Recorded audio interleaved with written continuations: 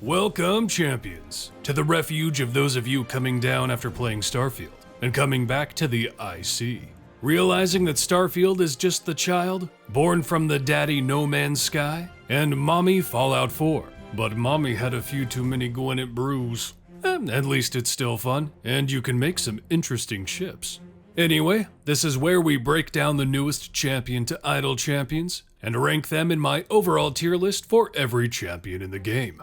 And by the newest champion, I certainly mean Certainty Dran. Dran. The half-elf / ASMR, wizard / bard, support / gold, in Seat 5.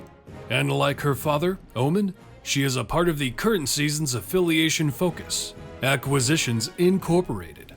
She borrows Jim's basic attack, quite literally, though unfortunately, it does not have the Wand of Wonder effects. Her ultimate will fire a barrage from Certainty's toy airship, flinging up to 10 enemies off screen.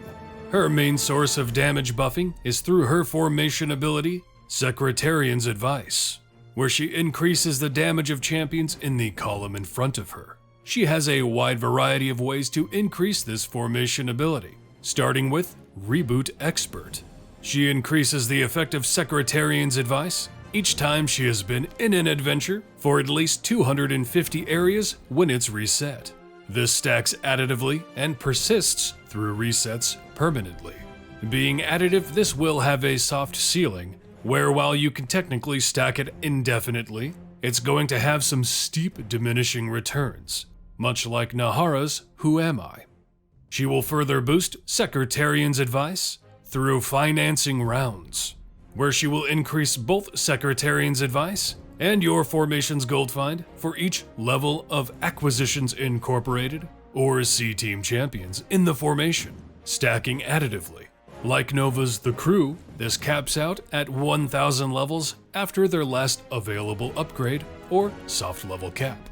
Through employee evaluations, she will assess the average score of her preferred ability of the champions in the column in front of her, and further increases the damage bonus of Secretarian's Advice for each full point over 13, stacking multiplicatively. She has a bit of unique synergy with Omen and Jim through Dad and Uncle Jim, where she will increase the effect of Omen's Champions of Tymora to those she is adjacent to, while also increasing the damage of Jim directly, due to royalty payments of using his spell, of course.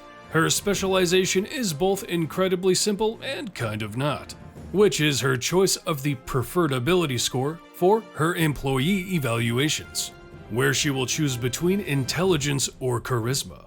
I think it would have been fun to include all of the ability scores to really give the player some flexibility in optimization options, but considering what it also does, I guess it makes sense that they didn't. Because whatever ability you choose between intelligence and charisma also increases that ability score by 1 for the champions in front of her.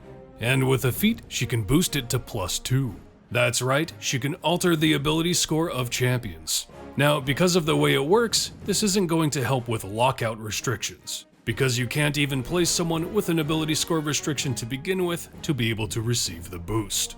What this does do, however, is allow champions to receive buffs they wouldn't otherwise be able to.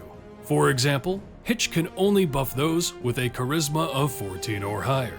People who have been playing for a long time, or potentially even recent players, have mourned this, because Zorbu falls just shy of that. Well, with Certainty selecting her charisma specialization, Zorbu will now have enough charisma to receive it.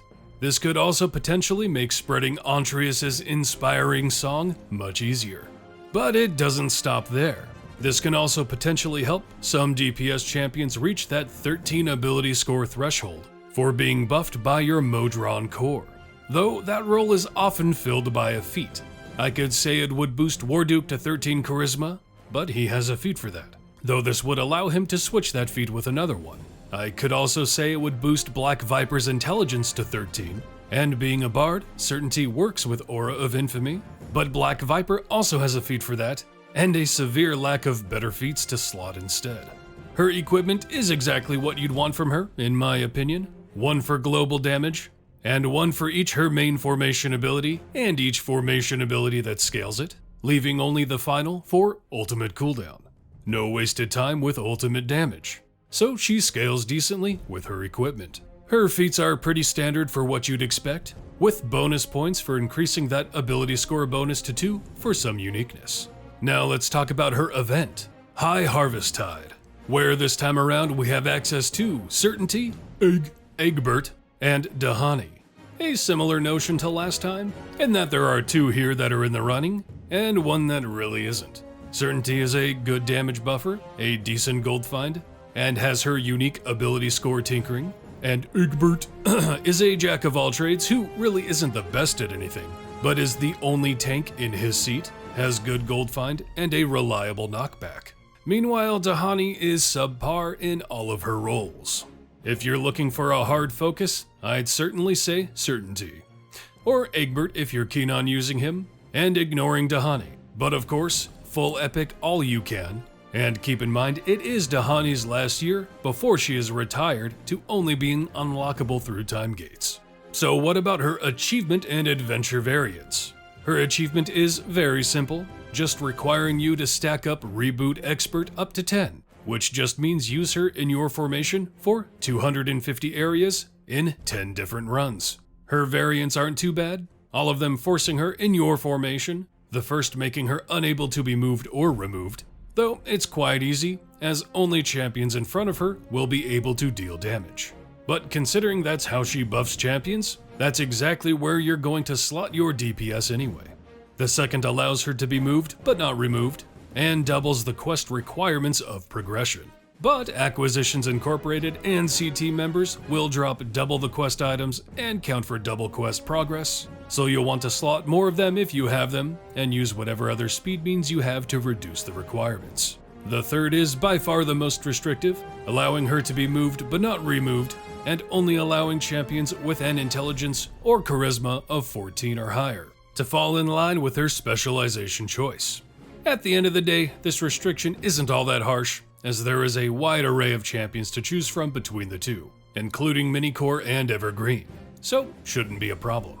Her availability is good, ready for every Trials of Mount Tiamat Day 1 restriction, and 3 out of 4 patrons naturally. And they claim with a feat she will be 4 of 4, but as of now I don't see a con feat for Vajra, but I guess we should be expecting one.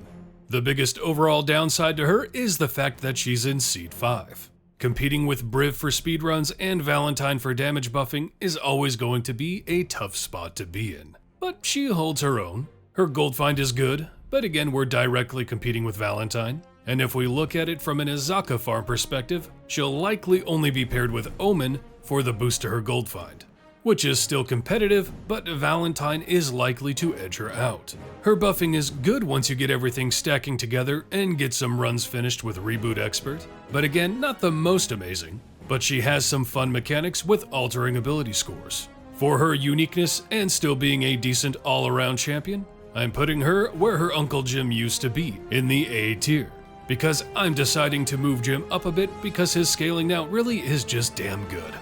Glad you stopped by to check in with me. Leave a comment on what you think about Certainty, and slap that like, sub, and bell for me. But as always, the most important, have a hell of a time out there, champion.